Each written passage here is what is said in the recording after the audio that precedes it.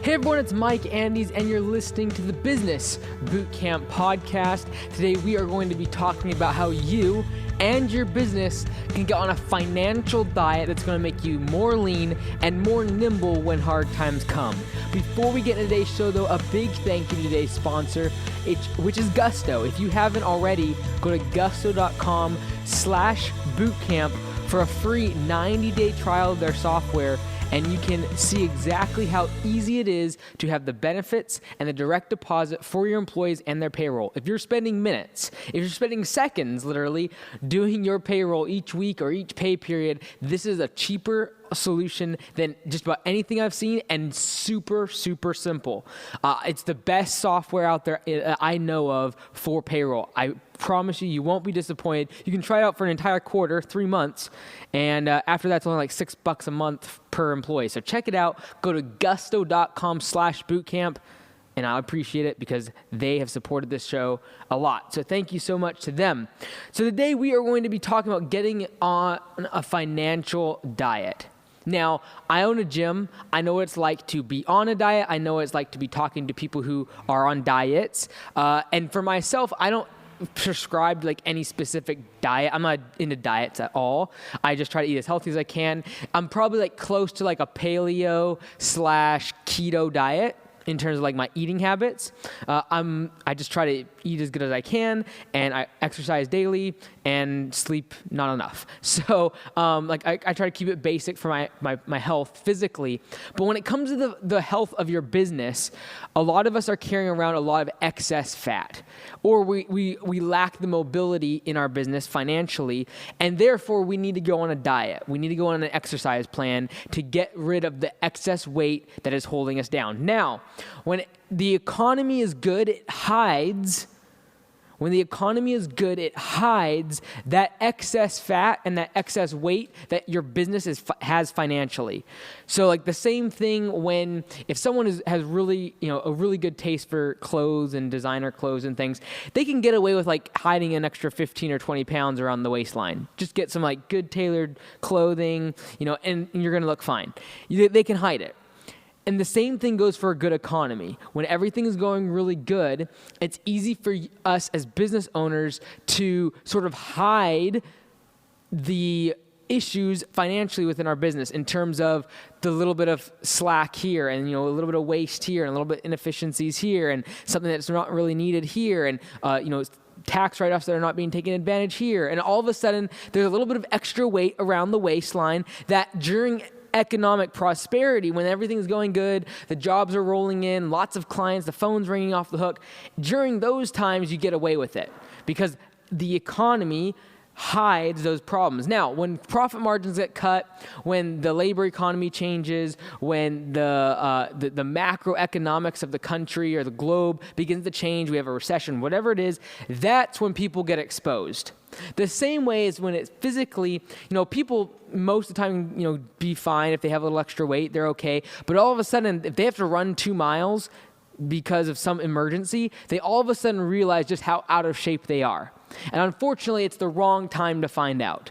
And what's going to happen in the next recession, and because we've had 10 plus years of really good economic times, people have kind of had some extra financial fat on their business that they haven't trimmed, and it's been fine. The economy has hid that from everyone seeing it. It's not open or public because, there's just so much business and times are just so good and there's just so much work to be done.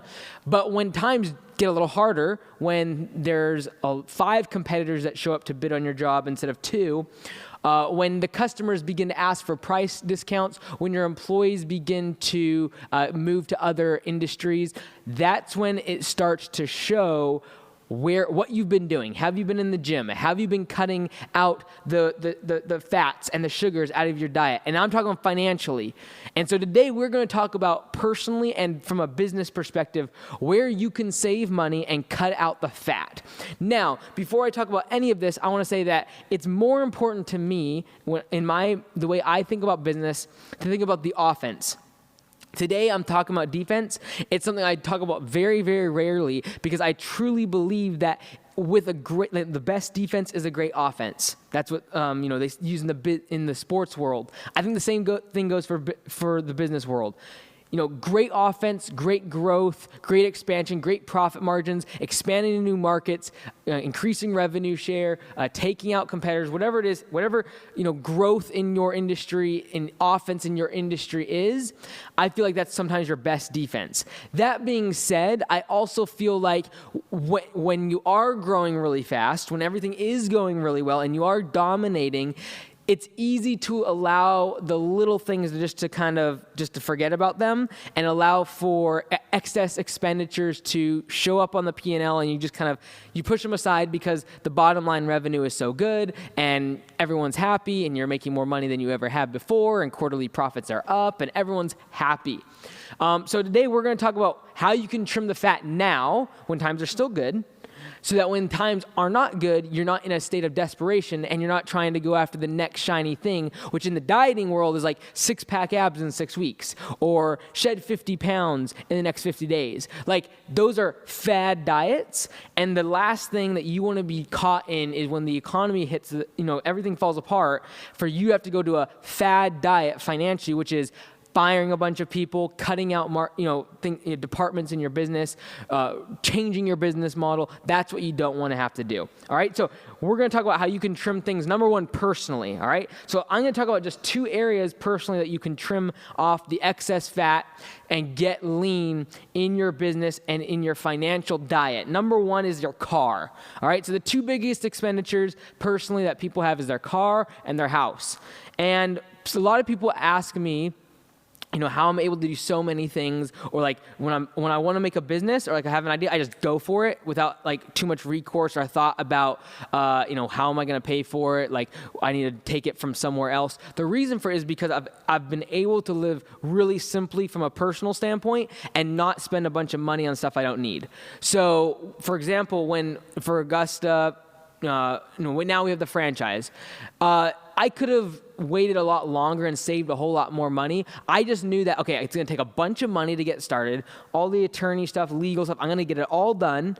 But the only reason I've been able to do it, the only reason I was able to get it all set up and now we're selling franchises, the only way I was able to do it is by personally cutting out everything, like looking at every single thing. But I'm going to talk about the 2 biggest ones, which is your car and your house, and what you can do to downsize or reduce the cost of living.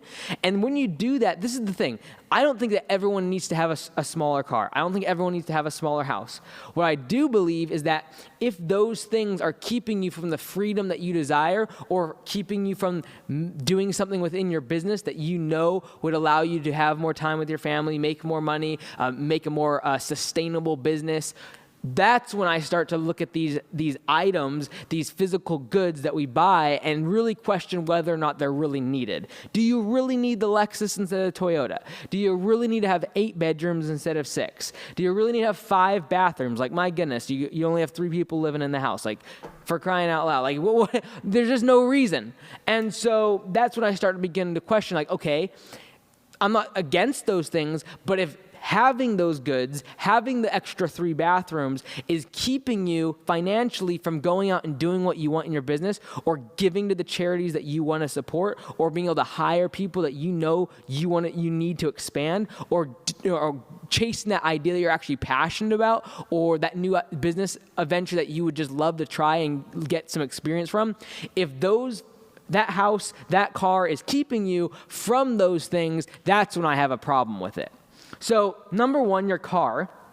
One of the best ways to make sure that your car is not a massive expense is obviously just to have a cheaper car. Like, you do not need a $50,000 vehicle to be driving down the road. Last year, I went from a truck to a car because I started finding out I don't ever actually use the back of the truck, even though it was standard, because I started a landscaping business. You get used to driving trucks, and so what I ended up doing was always just driving a company vehicle, which was always a truck. Well, then it turned out, now I'm selling franchise and doing sales stuff. Like, I do not need a truck. So I got a 4-cylinder Honda Accord 2010 for $7,000 cash, and I put Augusta decals all over it so I can write it off. And one of the things about a car is you can use Section 179 on a vehicle. And so Section 179 is basically where you can, it allows you to write off the full cost of equipment or property, depending on if they qualify, through depreciation. So in order for it to qualify, one of the big things is you need to use it for more than 50% of the time on the business. All right. So, for example, when usually for a vehicle they're tracking that by mileage, to take a Section 179, which is basically, look, I bought the car for $7,000. At the end of that year, which was last year, I was able to take a Section 179 because I used it like 95% for business, and so at the end of the year, I took $7,000 off of my income because I took this expense of a car and just took it all the way off. Now, that car does serve me to do other things, but most of the time I'm using it for business anyways. And so I am able to use a Section 179 and make a full write-off.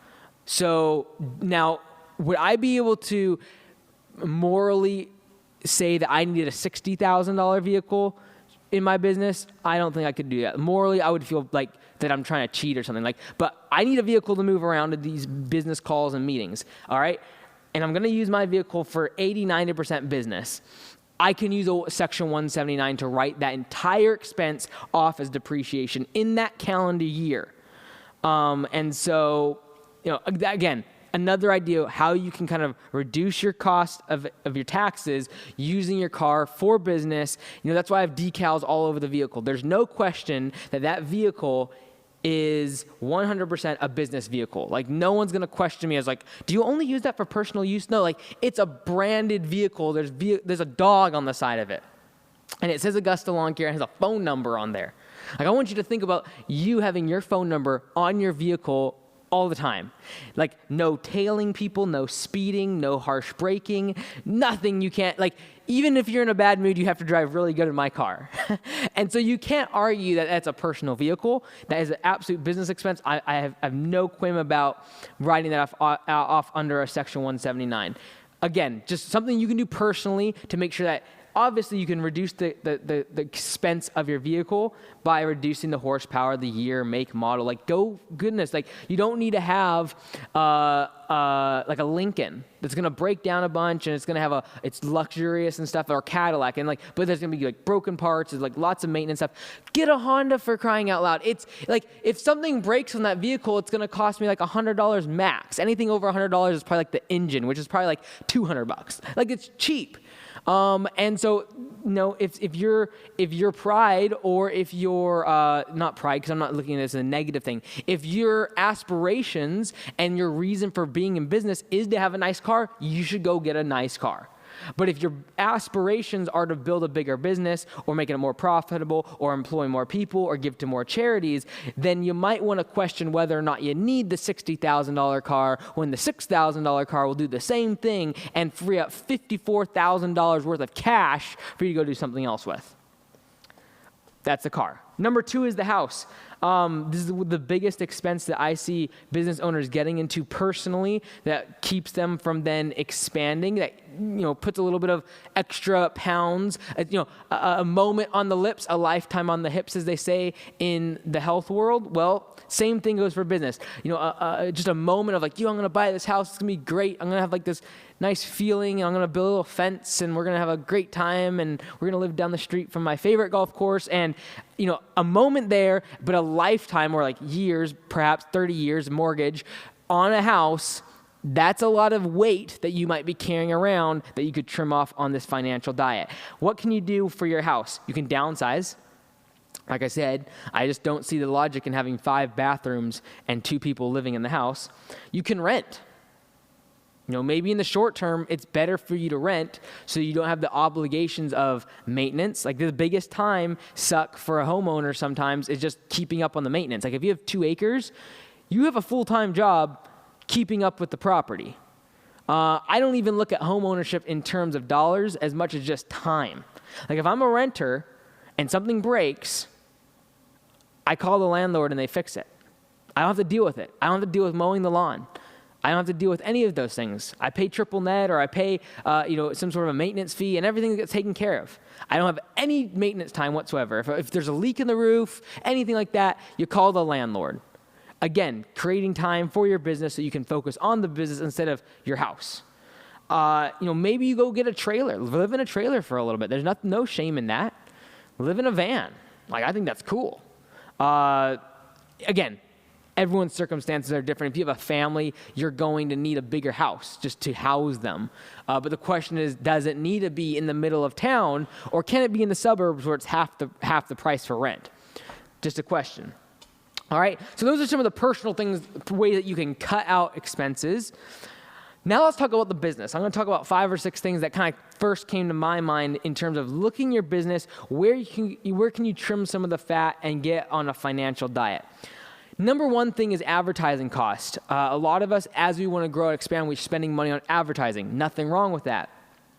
But if you're actually wanting to cut costs or cut some of the fat out, you can start to get creative and start replacing paid advertising with creative advertising. And when I say creative, I don't mean just like nice text and design. I mean like thinking outside the box. Guerrilla marketing, some might call it. But you got to start asking yourself the question, what takes time but not money? What can you spend your time doing to advertise your business that's creative and different, that's going to stand out and actually have a higher ROI, that doesn't take a lot of money? So in the past, you might have spent $4,000 a month on Facebook ads, or on print marketing, or on Google ads, or whatever you're doing, or on a local radio show, whatever you're doing. You're spending like $4,000. The question is, can you move that down to $1,000 and then take that $3,000, cut that fat out, but then do something else that might cost a third of the price, but get you the same return because you're using creativity. So instead of just like renting space on Google and renting space on Facebook, or renting space in a newspaper, or renting space in a radio, go try to own some sort of media, i.e. maybe you write a book. Maybe you write a book about your local area, or you start a podcast around your local area. You start a blog about your local area. You create some sort of owned media. You might even do a sponsored event in your local area. Do a 5K. Do some sort of a fundraiser. Get a sponsor involved, and literally you can start making money from your advertising. What's his name talks about this in his book? I'm content marketing. I'm forgetting the name of this book. It's on the tip of my tongue. But basically, he talks about using he looks at Red Bull and these other companies that basically turn their marketing into a revenue source by just looking at it differently. Making a magazine that was really their way of advertising their drink, and then all of a sudden they create like sports events and all these things around them, and they're really just marketing a drink, right? So how can you make a sponsored event in your local area, have a local credit union or grocery store or a health club or a hospital be the sponsor so you can cover your costs, but then you are the driver, you're the organizer, you can advertise your business, you can use it to really promote yourself. Sponsored events. Again, what can you do to replace paid advertising with creative advertising? What can you do in terms of handwritten notes and going door to door? What's wrong with that? Go back, do some old school marketing. The reason digital media has taken off so much in terms of advertising and the spend is just going through the roof is because you can just throw money at it. It's easy to rent space, right? It's very, very simple. Going backwards is sometimes a great way to get attention from your customers, as well as save money by not having to just continually buy more and more ads to grow your business. Maybe it's handwritten letters to your clients that moves the needle more and is a whole lot more cost effective and doubles the average ticket value or the lifetime value of your customer, and therefore is exponentially more profitable than going after new clients with paid media. What about door to door? Go just through your neighborhood, depending on what type of market you have. If you're selling bread door to door or at a bakery, why not go door to door and give out samples of your bread with a little bit of cream cheese on it? Old school marketing is sometimes a great way to move. So that's the number one thing, is replace paid advertising with creative advertising. Number 2 is employee productivity and waste. Again, as you're growing and expanding and everything is good, it's easy to get a little bit of a waistline there, a little bit of 10, 15 pounds, a little bit like we can hide it. It's there. We know it's there. Love handles are there, but like we just kind of live with it because we're just dealing with it. And as you're growing, expanding your business in economic prosperity times, it's easy to be like hiring people and everything and then not realizing that 1 out of every 5 people you hire maybe is just waste. Like 4 people could probably do the job of the 5. And I'm not saying that you need to fire people. I'm just wondering, can we expand can you increase revenue without having to increase the amount of labor or employees that you hire, simply due to the fact that they are wasting 5 minutes walking down a hall. They are wasting 10 minutes in a meeting that's not really necessary. They're wasting 15 minutes walking out to their car and coming back 4 times a day. They're wasting 10 minutes because the internet is slow. They're wasting all these minutes, seconds, and this is, from a lawn care landscaping perspective, I look at that way for every single crew, every single job, and that's when we start looking at seconds because this adds up so quickly. I don't care if you're in an office setting, restaurant setting, library setting, I don't care what your business is. You got to be looking at the efficiencies of your employees and really asking yourself the question, because this is true. When we fire somebody, at first I don't know if we can do it. You fire 2 people and all of a sudden it's all of a sudden 8 other people took the place of the 10 that we used to have, and we don't really miss the other 2. Why? Because they just step up with their efficiency and get the work done. And so you got to start asking yourself the question, could our 20 employees do the work of 25? Or do we need to hire 5 more people? And maybe how you sell those efficiencies and cutting some of the fat to your employees, look, we need to hire 5 more people, or we can get more efficient and expand the business, and that money is going to go into the pockets of people who are here now, and that's going to help with your retention. So these are just some of the ideas to cut some fat. Third way is negotiate with vendors. It's a great time to negotiate with vendors when they're doing good as well and they want your business and they're in growth expansion mode as well before economic times get harder. This is the time to go negotiate with those vendors. Ask for discounts on bulk pricing, things like that. Number 4, create systems that reduce experience required for new employees. So can you create a system? Can you use technology? Can you create a methodology to make sure that when you hire someone, they don't have to be super skilled because they're going to cost more. If you can use this time when economics are good and you're making lots of money and things are profitable and all that, if you can take that money and spend some of it to create systems, invest in technology, so that way you don't have to, when you hire someone, they don't have to be a $50 an hour employee. Now you can hire them for $25 per hour because you have certain technologies in place that doesn't make them have to be super, super skilled. Maybe it's robots. Maybe it's a CRM system that makes it where they don't need to know so much accounting information. Whatever it is, do you really need a CPA to be running your numbers if you're a $500,000 business? I don't think so. You could probably get away with a bookkeeper. Right? That's kind of the ideology. Can you make certain parts of what they're doing outsourced? Maybe some of it you do need a CPA for. So you outsource that, but then for the other 90% of it, it's just a bookkeeper. It's just someone that you could probably get for $15, $20 an hour just to, click which category the expenses are going in. So don't allow the times I need a CPA and we can afford a CPA. Well, guess what? When times get hard, you might not be able to afford him. So why not cut the fat now? Why not figure out the systems? Why not invest in a system like Gusto to cut out you having to have a payroll certified, someone that's really good at payroll and is an accountant that's running your payroll? You don't need that. You can have a software that costs $6 a month. Again, CRMs, email softwares, all of these software that's out there is designed to be a system that makes it simpler for your employees to do their job, and it reduces the level of experience they need to perform the tasks that you require, and therefore you're able to hire people at a lower rate. Invest in those systems now when you have the money, because when times get hard, you're I can't spend the $10,000 for Infusionsoft to get set up, but yet it's going to save you money in the long term because you won't need to pay people so much money to have technology background.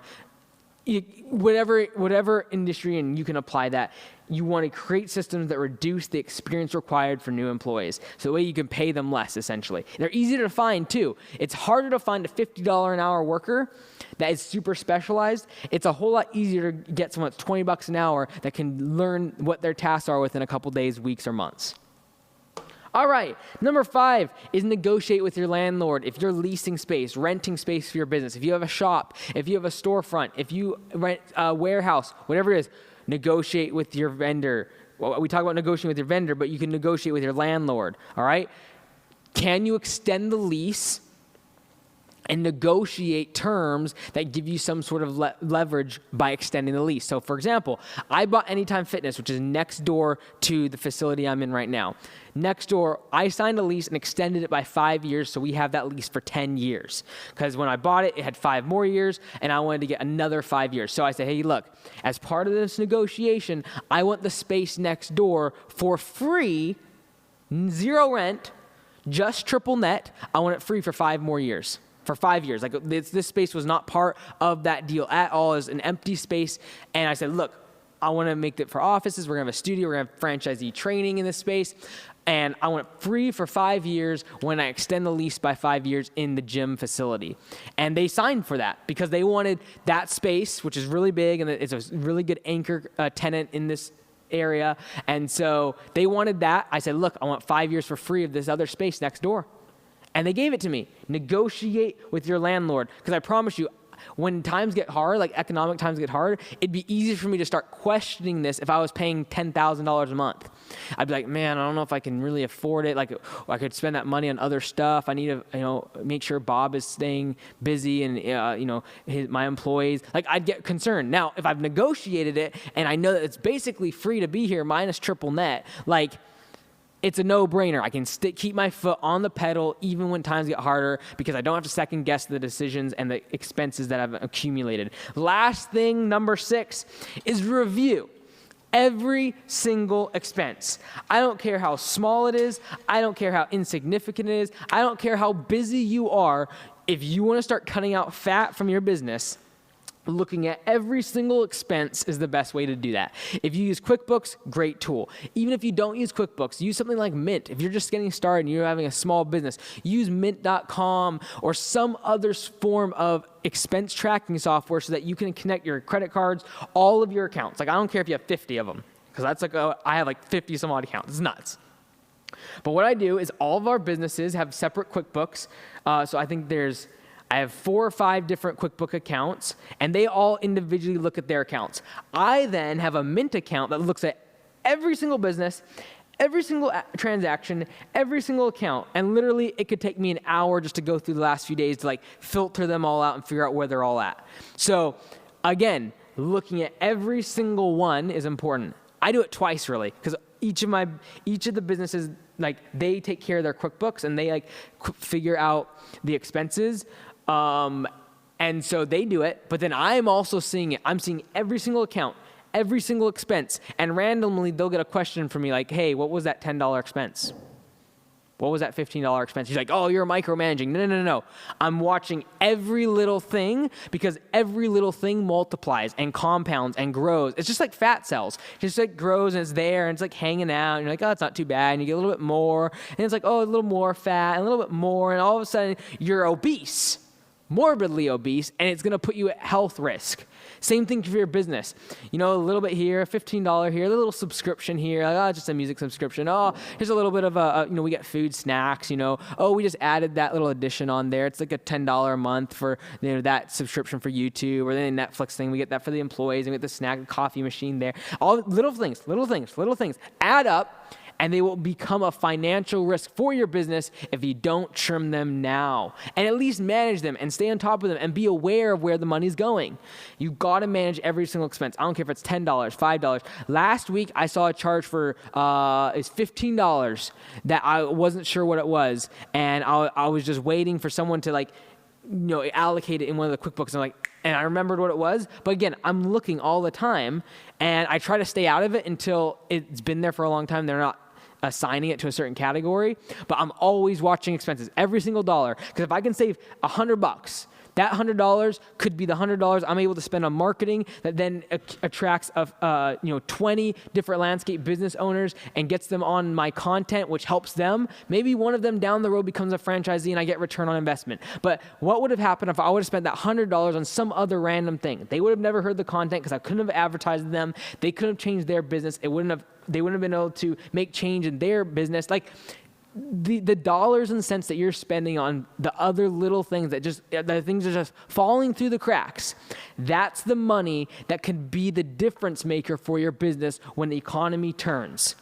It could be the difference maker for you from you having cash reserves to go expand into the marketplace versus having to go on a crash diet and trying to have to shed all the weight you've been accumulating for the past 10 years. I encourage you today, go on a financial diet. Personally and in your business, if you're trying to get money to do something else, make a bigger business, start a different venture, go do something you're passionate about instead of working 8 to 5, I promise you, cutting the fat and going on a financial diet personally and in your business will lead you to the freedoms you desire faster than you ever imagined. You've been listening to Mike Andes on the Business Bootcamp podcast. Until next time, be great, because nothing else pays.